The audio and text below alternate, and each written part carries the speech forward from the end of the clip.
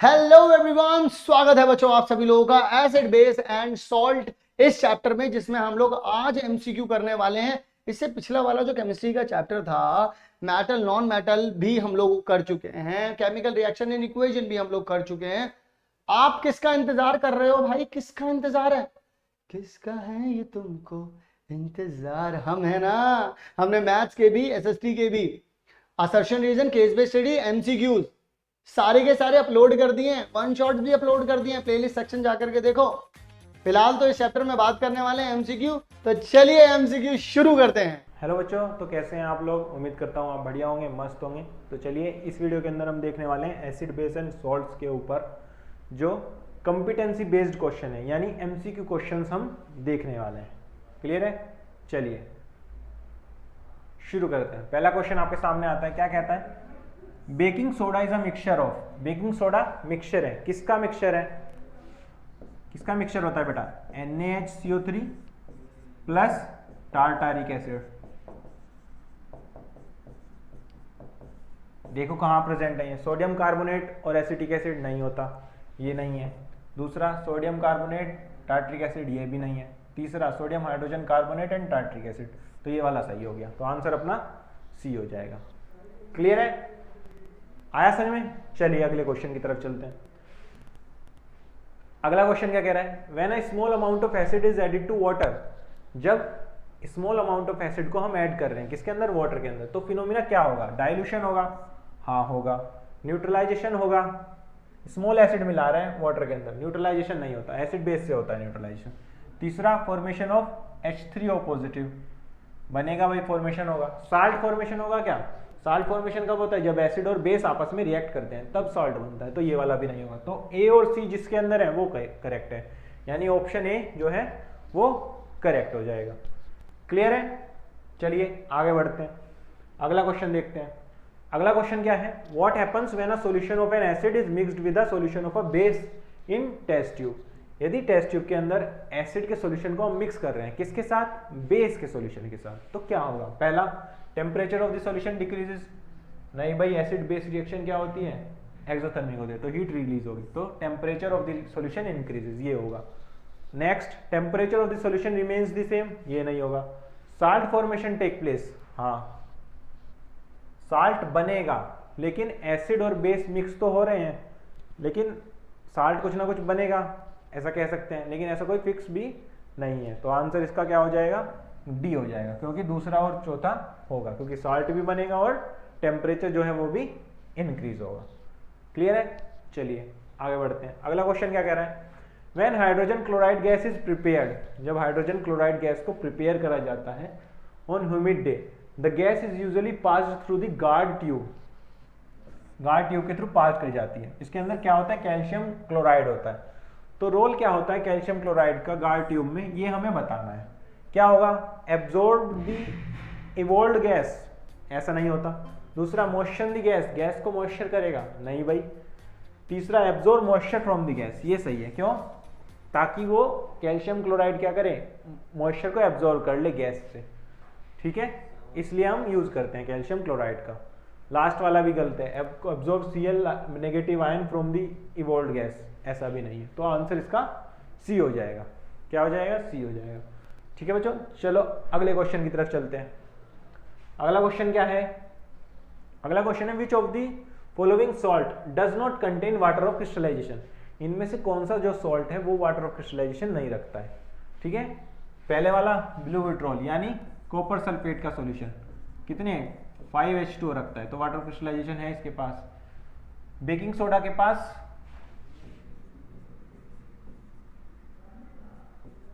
नहीं होता water of crystallisation, तो यही हो गया आंसर। तीसरा क्या है? वॉशिंग सोडा दिया है। वॉशिंग सोडा क्या होगा?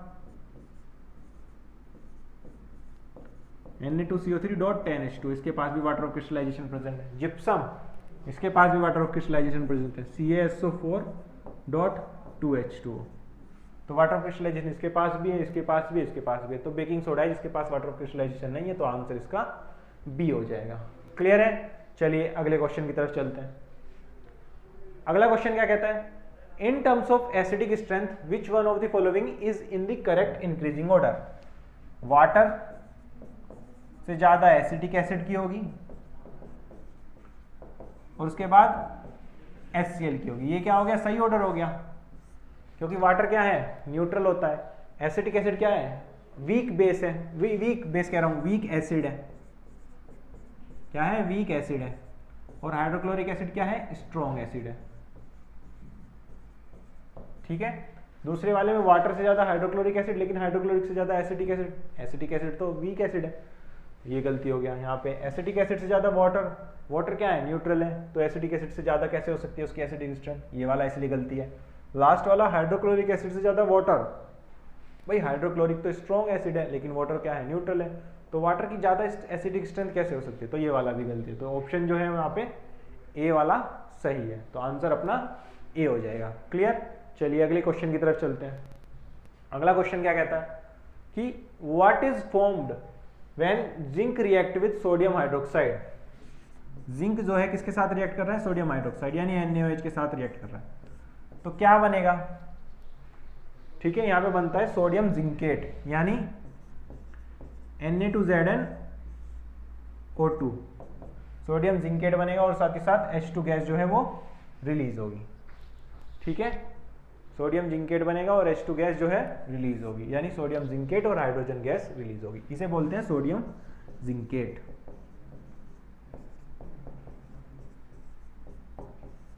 ठीक है, सोडियम जिंकेट बनेगा। चलिए आगे बढ़ते हैं अगले क्वेश्चन की तरफ।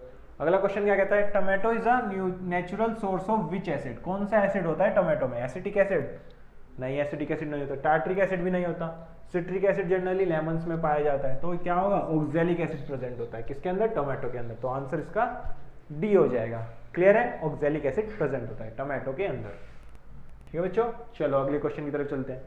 ब्राइन क्या होता है, aqueous solution of sodium hydroxide या aqueous solution of sodium carbonate या aqueous solution of sodium chloride, तो सोडियम क्लोराइड का एक्वस सॉल्यूशन को हम ब्राइन बोलते हैं, तो आंसर इसका सी हो जाएगा। क्लियर है, चलिए अगले क्वेश्चन की तरफ चलते हैं। अगला क्वेश्चन क्या है, Na2CO3.10H2, ये क्या होता है, वॉशिंग सोडा। क्या होगा, वॉशिंग सोडा होगा, तो आंसर इसका हो जाएगा ए। बेकिंग सोडा नहीं है भाई, ब्लीचिंग पाउडर भी नहीं है, टार्ट्रिक एसिड भी नहीं है, तो ये है वॉशिंग सोडा है, इसलिए आंसर इसका ए हो जाएगा। क्लियर है, चलिए अगले क्वेश्चन को देखते हैं। अगला क्वेश्चन क्या है, at what temperature is gypsum heated to form plaster of Paris. किस पर हीट करते हैं, 100 डिग्री सेल्सियस पर। क्या रिएक्शन होती है, CaSO4.2H2 हीट करते हैं किस पर, 100 डिग्री सेल्सियस पर, या आपको 373 केल्विन देने को मिल जाता है। ठीक है, इस पर हीट करेंगे तो क्या होगा, CaSO4.12H2O बनेगा और जो 3/H2 है ये रिलीज हो जाएगा, तो ये क्या हो गया, प्लास्टर ऑफ पेरिस यानी POP बन गया, और ये हो गया जिप्सम। ठीक है, तो आंसर इसका बी हो जाएगा। क्लियर है, इस तरीके से रिएक्शन होती है। ठीक है बच्चों, आगे बढ़ते हैं। अगला क्वेश्चन क्या कहता है, how many water molecules does hydrated calcium sulphate contain. Hydrated calcium sulphate के अंदर कितने वाटर मॉलिक्यूल्स होते हैं, 2 वाटर मॉलिक्यूल्स होते हैं। क्या बोलते हैं इसे, जिप्सम बोलते हैं। ठीक है, 2 वाटर मॉलिक्यूल्स होते हैं तो इसे जिप्सम बोलते हैं। ठीक है, तो आंसर इसका डी हो जाएगा। क्लियर, चलिए अगले क्वेश्चन की तरफ चलते हैं। अगला क्वेश्चन क्या है, sodium carbonate is a basic salt because. Sodium carbonate यानी Na2CO3 क्या है, एक बेसिक सॉल्ट है। ठीक है, बेसिक सॉल्ट है, यानी Na2CO3 को जब हाइड्रोजन H2 के साथ रिएक्ट कराएंगे तो क्या देगा हमें, NaOH और H2CO3 यानी स्ट्रॉन्ग बेस और वीक एसिड। स्ट्रॉन्ग बेस और वीक एसिड का सॉल्ट है। ठीक है, तो देखो strong acid, strong base, weak acid, weak base, strong acid, weak base, weak acid, strong base, तो आंसर इसका डी हो जाएगा। क्या हो जाएगा, आंसर इसका डी हो जाएगा। क्लियर है, आया होगा समझ में। चलिए अगले क्वेश्चन की तरफ चलते हैं। अगला क्वेश्चन क्या है हमारे पास, एल्कलीज आर, एल्कलीज क्या होती हैं? एसिड होते हैं जो कि सोल्यूबल होते हैं वाटर में, एसिड होते हैं जो कि इनसोल्यूबल होते हैं वाटर में, बेस होते हैं जो कि इनसोल्यूबल होते हैं वाटर में, या फिर बेस होते हैं जो सोल्यूबल होते हैं वाटर में। तो एल्कली जो है वो क्या है? बेस हैं, which are soluble in water, which are soluble in water, तभी तो H नेगेटिव आयन देंगे भाई, सोल्यूबल होंगे, इसलिए आंसर इसका डी हो जाएगा। क्लियर है? चलिए अगले क्वेश्चन की तरफ चलते हैं। अगला क्वेश्चन क्या कहता है? Which of the following statement is correct about an aqueous solution of an acid and a base. ठीक है, एक्वस सॉल्यूशन है एसिड और बेस का, उसके बारे में कौन कौन सा स्टेटमेंट सही है। पहला कह रहा है higher the pH stronger the acid, ये क्या हो गया? गलती हो गया। क्यों? जितनी कम पीएच होगी, लोअर द पीएच, तो क्या होगा? स्ट्रॉन्गर एसिड होगा। ठीक है, इसलिए ये वाला स्टेटमेंट गलती है। दूसरा, higher the pH weaker the acid, ये वाला स्टेटमेंट सही है। जितनी ज्यादा पीएच होगी उतना स्ट्रॉन्गर बेस होगा, वीकर एसिड होगा। तीसरा क्या है? Lower the pH stronger the base, lower the pH stronger the base, ऐसा नहीं है भाई पीएच कम होगी तो स्ट्रॉन्गर एसिड होगा। अगला क्या कह रहा है? ये भी गलती हो गया। फिर lower the pH weaker the base, जितनी कम पीएच होगी उतना कम बेस होगा। क्यों? क्योंकि स्ट्रॉन्गर एसिड होगा। तो सेकंड और फोर्थ वाला ऑप्शन सही है। सेकंड फोर्थ वाला किस में आ रहा है? डी में, तो आंसर इसका डी हो जाएगा। क्लियर है? इस तरीके से हम क्वेश्चन को करेंगे। चलिए अगले क्वेश्चन की तरफ बढ़ते हैं। अगला क्वेश्चन क्या कहता है? The apparatus given in the figure was set up to demonstrate electrical conductivity। ये apparatus दिखा रखा है आपको, किस लिए दिखा रखा है? ताकि हम इलेक्ट्रिकल कंडक्टिविटी को डेमोन्स्ट्रेट कर सकें। क्या कहता है आगे? Which of the following statements are correct. ये कुछ स्टेटमेंट्स दिए हैं आपको, इसमें से बताना है कौन से स्टेटमेंट्स आपके करेक्ट हैं। पहला स्टेटमेंट क्या है? Bulb will not glow because electrolyte is not acidic. Electrolyte देख लेते हैं सबसे पहले है क्या।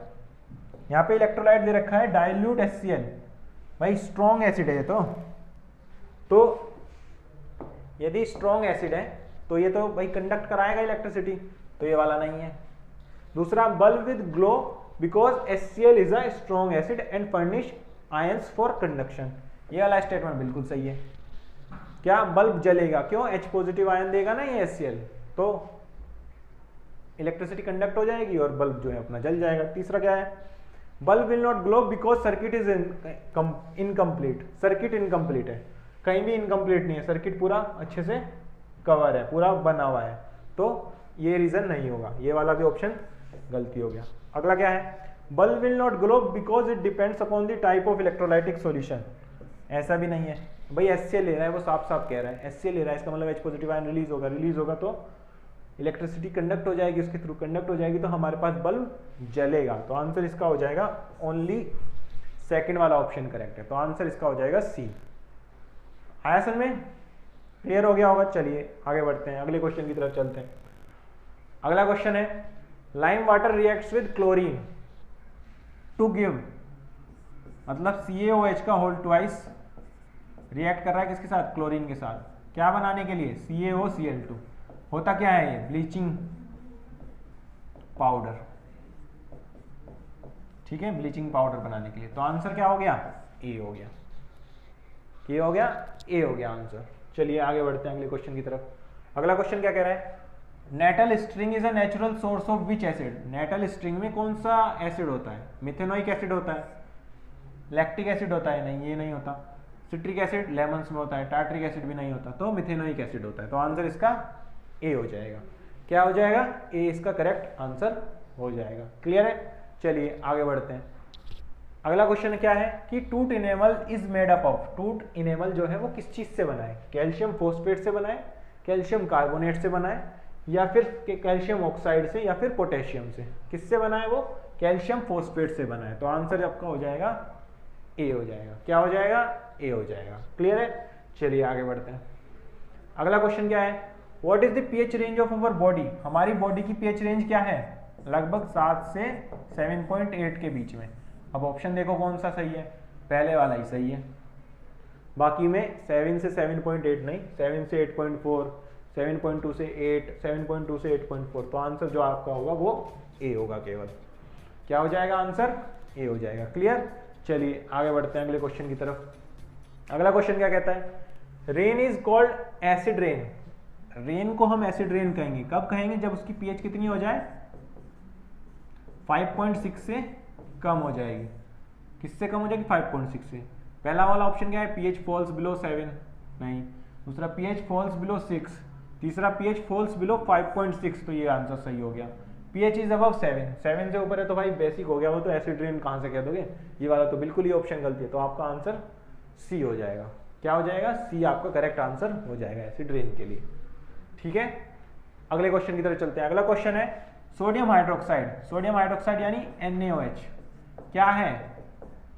स्ट्रॉन्ग है, और है क्या वैसे? बेस है, तो स्ट्रॉन्ग बेस है, तो आंसर आपका सी हो जाएगा। क्या हो जाएगा? स्ट्रॉन्ग बेस है तो सी हो जाएगा NaOH के लिए। क्लियर है? चलिए अगले क्वेश्चन की तरफ चलते हैं। अगला क्वेश्चन क्या है? An aqueous solution turns red litmus blue. Red से ब्लू कर देता है लिटमस पेपर को कोई solution. Excess addition of which of the following solution would reverse the change. मतलब रेड से ब्लू हो जा रहा है, तो सॉल्यूशन क्या हुआ? बेसिक हुआ, और हम चाह रहे हैं कि ये जो एक्शन है वो रिवर्स हो जाए, यानी ब्लू से रेड से ब्लू हो रहा है, ब्लू से रेड होने लगे। कब होने लगेगा? जब उसके अंदर हम मिला देंगे acid. If we add acid, तो एसिड कौन सा है? देखो, बेकिंग पाउडर नहीं, लाइम भी नहीं एसिड होता, अमोनियम हाइड्रोक्साइड भी नहीं होता, हाइड्रोक्लोरिक एसिड एक एसिड है जिसे हम मिला देंगे तो सॉल्यूशन क्या होगा? एसिडिक हो जाएगा, तो ये ब्लू से रेड हो जाएगा, रिवर्स हो जाएगा ये, इसलिए आंसर इसका डी हो जाएगा। क्लियर है? चलिए अगले क्वेश्चन की तरफ चलते हैं। अगला क्वेश्चन क्या कह रहा है? When copper oxide and dilute hydrochloric acid react. जब कॉपर ऑक्साइड और डाइल्यूट हाइड्रोक्लोरिक एसिड आपस में रिएक्ट करते हैं तो कलर चेंज होता है, व्हाइट ब्लूइश ग्रीन होता है। क्या बनता है? ब्लूइश ग्रीन का फॉर्मेशन होता है जब कॉपर ऑक्साइड और हाइड्रोक्लोरिक एसिड आपस में कंबाइन होते हैं। कॉपर ऑक्साइड यानी CuO कंबाइन किसके साथ हो रहा है? HCl के साथ। क्या बनाएगा? CuCl2, तो इसका फॉर्मेशन हो रहा है, तो ये कैसा कलर का हो जाता है? ब्लूइश ग्रीन हो जाता है।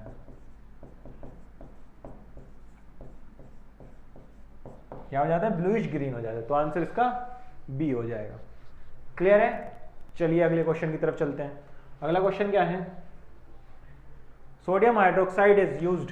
सोडियम हाइड्रोक्साइड को यूज किया जाता है कैसे? As an anti acid in manufacturing of soap. तीसरा as an alkaline, as an cleansing agent, मतलब साफ करने के लिए यूज किया जाता है। अगला है इन एल्कलाइन बैटरी, तो आंसर इसका बी होगा। किसके लिए यूज किया जाता है? सोप बनाने के लिए यूज किया जाता है। किसका? सोडियम हाइड्रोक्साइड का, तो आंसर इसका बी हो जाएगा। क्लियर है? चलिए आगे बढ़ते हैं। अगला क्वेश्चन क्या कहता है आपसे? Sodium hydroxide turns phenolphthalein solution. Sodium hydroxide है यानी कैसा है? बेस है, और बेस को जब हम फिनोफ्थलीन के साथ रिएक्ट कराएंगे तो क्या होगा? पिंक कलर सॉल्यूशन मिलेगा। क्या मिलेगा? पिंक कलर, तो आंसर हो जाएगा आपका पिंक। आंसर हो जाएगा ए। क्या हो जाएगा? ए करेक्ट हो जाएगा। चलिए आगे बढ़ते हैं।